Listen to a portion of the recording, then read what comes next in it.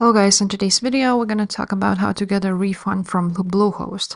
So if you have purchased a hosting plan, which is, for example, not like mine, because my plan is only for 1 month, but if you purchased a plan for 1 year but you don't like Bluehost and you want to get a refund, you would actually need to contact customer support.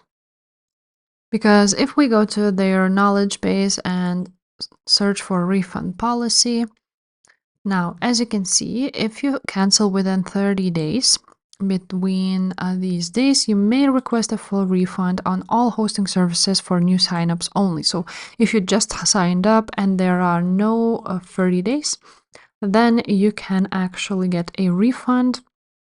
Now, refunds for domain registration fees are not available. This is only for hosting.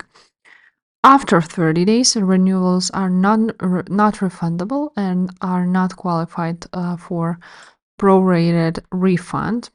So renewals are only refundable within the 15-day pre-bill window.